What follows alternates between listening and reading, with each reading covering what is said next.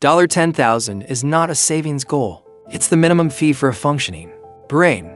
If you've never had more than $1,000 sitting in your bank account, if every unexpected bill feels like a personal attack, this video is specifically for you. In the next 10 minutes, we're going to cover 3 things. First, the societal lie that's keeping you financially trapped and who profits from it. Second, the brutal math of 2 people with the same income and how one ends up with $400,000 more than the other by age 43. Third, the psychological science behind why your brain literally cannot make good financial decisions below a certain savings threshold. And at the end of this video, I'm going to give you 3 strict rules, not motivation, not theory, an actual system to hit that $10,000 wall faster than you think possible. Stay until the end. It's 3 a.m.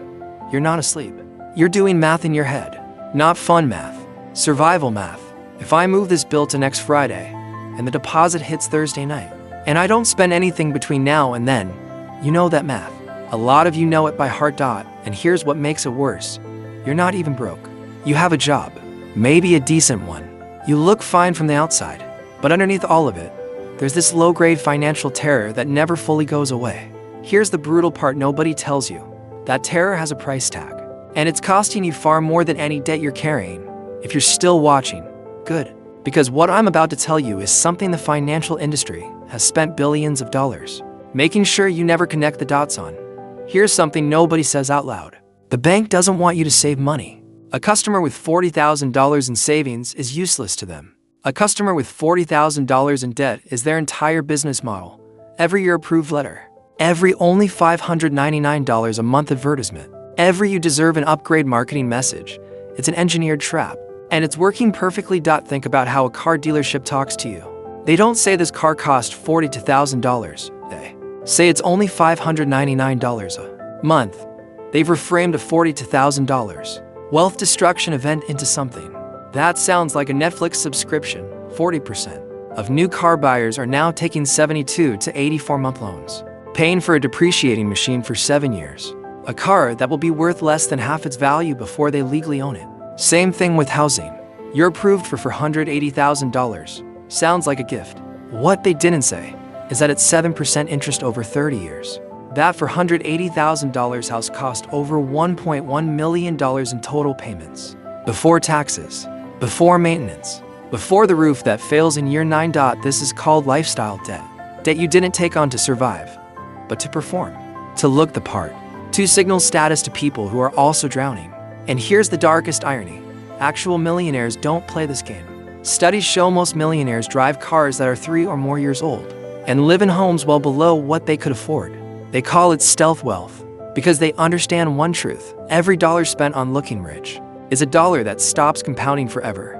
I'm going to show you 2 people. Same age, same income, same city. And by the end of this comparison, one of them will have $408,000 more than the other. I'll show you exactly where that gap comes from, and the number that causes it will genuinely shock you. Stay with me. Meet Marcus and Daniel, both 28, both earning $65,000 a year. Marcus does what society tells him. He finances a $38,000 car at 8% over 72 months, $594 a month. He rents a nice apartment for $1,600 because the neighborhood matches his level. At the end of each month, he has roughly $200 left over. No savings, no wall. Daniel drives a 6-year-old Honda Civic he bought outright for $9,000. He pays $100 in rent. He invests the difference, $1,100 a month, into a simple index fund at 9% annual returns. 15 years later, Marcus has made every payment on time. He's on his 3rd finance car. His net worth $18,000. Daniel never talked about money at dinner parties. His net worth $426,000. Same income, same city, 15 years, $408,000 difference. Now here's the number I promised that would shock you. Every $1 you spend at age 28 isn't really $1. At 9% compound growth, 1 at 28 is worth $7.40 by age 65. So that $40,000 to $1,000 car Marcus financed, its real cost in retirement money is $310,000. One car, one decision, $310,000 gone. But here is what's even more disturbing, and this is something behavioral scientists only recently confirmed. Marcus couldn't have made a different decision even if he wanted to. And I'll explain exactly why in the next section. Stay with me here, because this next part is the piece that actually changes behavior. Not the math this. Princeton researchers proved something devastating in their scarcity studies. Financial stress physically consumes cognitive bandwidth. When your brain is managing survival, calculating bills, suppressing anxiety, dreading the next unexpected expense, it has measurably less processing power for everything else. For problem solving, for creativity, for long-term thinking. In other words, being broke makes you neurologically worse at escaping being broke. It's not a character flaw. It's not laziness. It is a documented chemical state your brain enters. When liquid savings fall below a critical threshold, chronic financial stress elevates cortisol. And sustained high cortisol doesn't just feel terrible, it impairs impulse control, shortens your decision horizon, and makes you biologically more likely to choose immediate relief over long-term gain. This is why people under financial pressure take high-interest loans, buy things they don't need for a dopamine hit, avoid opening their bank statements. The system doesn't just take your money, it takes your ability to think your way out. But here's what the same research shows on the other side of that wall. Once liquid savings reach $8,000 to $12,000, something measurable shifts. Cortisol drops. Decision horizon expands. You stop asking, can I survive this month? And start asking, what do I want my life to look like in 10 years? By the end of this video, you'll have a system, not a wish.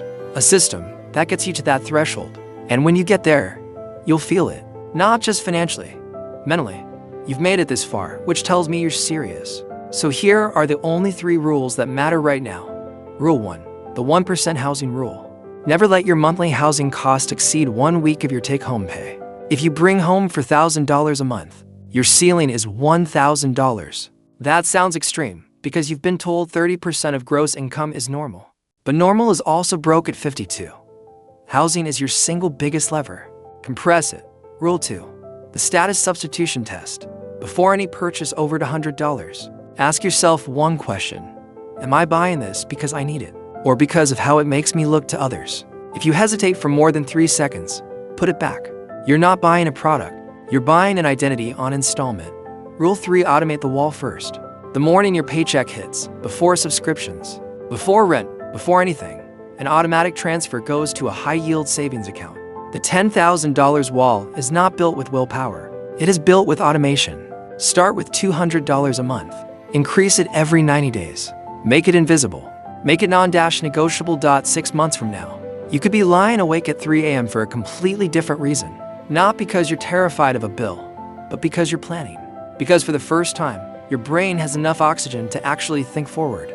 That's what $10,000 buys you. Not security.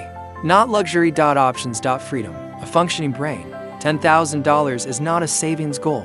It is the minimum fee for the life you were supposed to be living. Build the wall.